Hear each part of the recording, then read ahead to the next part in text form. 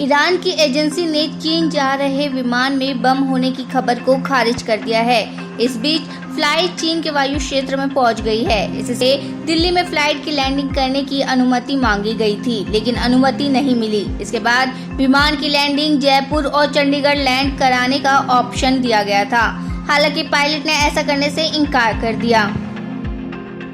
सीमा शुल्क अधिकारियों ने मुंबई हवाई अड्डे पर एक यात्री से 34.79 करोड़ रुपए मूल्य की 4,970 ग्राम हेरोइन बरामद की है। अधिकारी ने सोमवार को ये जानकारी दी। उन्होंने बताया कि यात्री को गिरफ्तार कर लिया गया है। यात्री ने अपनी ट्रॉली बैग में प्रतिबंधित पदार्थ छुपाकर रखा हुआ था। सीमा शुल्क अधिकारियों ने विशेष सूचना पर कार्रवाई करते हुए शनिवार को हवाई अड्डे पर एक यात्रा की तलाशी ली। उत्तरी कश्मीर के पटन इलाके के गोशबुक इलाके में सोमवार को आतंकवादियों द्वारा की गई गोलीबारी में एक गैर स्थानीय बैंक प्रबंधक बार बच गए। स्थानीय सूत्रों ने बताया कि बंदूकधारियों ने आज सुबह गोशबुक पटन में प्रबंधक की पहचान विवेक कुमार पर हमला कर दिया। पुलिस ने इस घटना को लेकर जांच शुरू कर दी है। यंग इंडिया प्राइवेट लिमिटेड से जुड़े पैसे के लेन देन के मामले की जांच कर रहे प्रवर्तन निदेशालय ने कर्नाटक कांग्रेस के प्रमुख डीके शिव कुमार और उनके भाई डीके सुरेश को ताजा समन भेजा है। दोनों को पूछताछ के लिए 7 अक्टूबर को ईडी के सामने पेश होने के लिए कहा गया है। स्वीडन के स्वंते पावो को मिला मेडिसिन के लिए नोबेल पुरस्कार। मानव विकास पर उनकी खोजों के लिए काम करने के लिए स्वीडन के स्वंते पावो को मेडिसिन के लिए नोबेल पुरस्कार से सम्मानित किया गया। नोबेल समिति का कहना है कि स्वीडिश वैज्ञानिक स्वंते पावो की उनकी खोजों के लिए नोबेल पुरस्कार से सम्मानित किया गया। उन्होंने हमारे विकासवादी इतिहास की नई समझ पैदा की।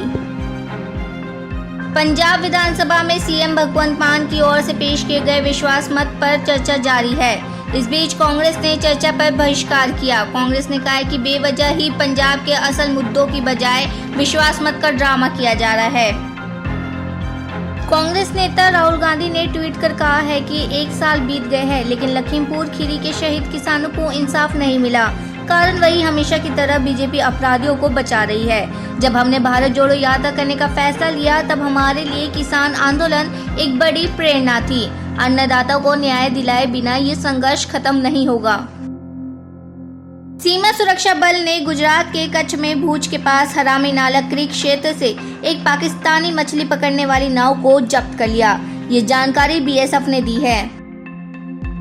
दिल्ली में डेंगू की रफ्तार तेज हो गई है। बीते एक हफ्ते में ही डेंगू के 412 केस रिकॉर्ड हुए हैं। सितंबर महीने में डेंगू के 693 मामले सामने आए हैं, जबकि पूरे अगस्त महीने में केवल 75 केस मिले थे।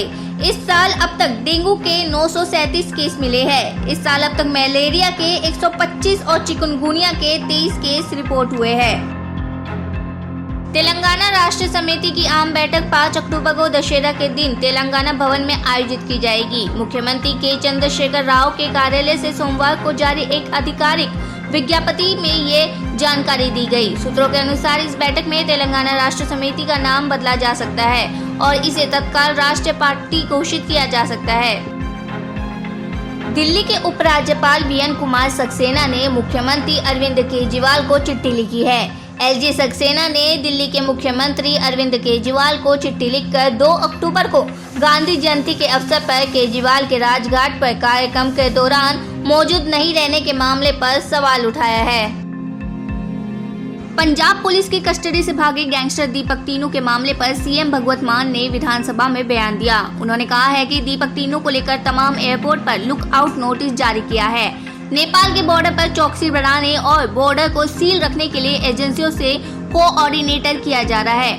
आरोपी पुलिस अफसरों को डिसमिस करके एफआईआर दर्ज की गई है और 7 अक्टूबर तक उसे रिमांड पर लेकर पूछताछ की जा रही है।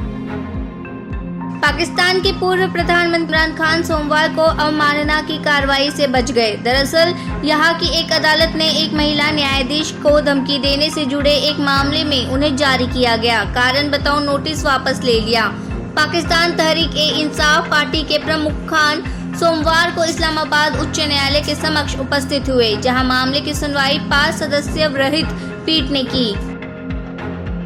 दिल्ली की राउंड एवेन्यू कोर्ट ने विजय नायर की सीबीआई कस्टडी 3 दिन बढ़ा दी है। सीबीआई ने विजय नायर की 4 दिन कस्टडी बढ़ाने की मांग की थी। ड्यूटी स्पेशल जज रघुबीर सिंह की कोर्ट ने 6 अक्टूबर तक विजय नायर की कस्टडी बढ़ाई।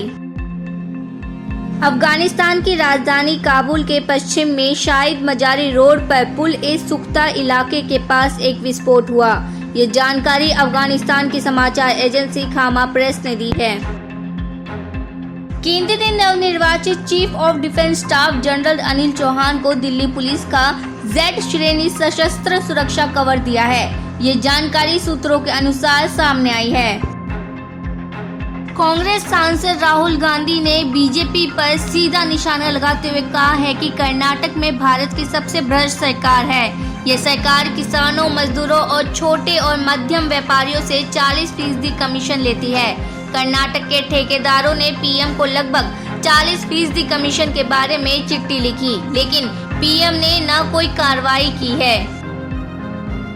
घरेलू बाजारों में सुरूप और निवेशकों के जोखिम से बचने की प्रवृत्ति हावी रहने से रुपया सोमवार को शुरुआती कारोबार के दौरान अमेरिकी डॉलर के मुकाबले 38 पैसे कमजोर होकर 81.78 के स्तर पर फिसल गया। जेईई परीक्षा घोटाले में सीबीआई ने आईजीआई के एक रशियन नागरिक को हिरासत में लिया है। इसके खिलाफ पहले से लुक आउट सर्कुलर जारी था। जांच में पता चला था कि रशियन नागरिक एक बड़ा हैकर है। इस परीक्षा घोटाले का मुख्य आरोपी विदेशी नागरिक है। हिंदुस्तान छोड़कर भागने की फिराक में था, लेकिन आईजीआई एयरपोर्ट पर इमिग्रेशन पर पकड़ा गया। इससे पहले इस घोटाले में सीबीआई ने 7 लोगों को गिरफ्तार किया था।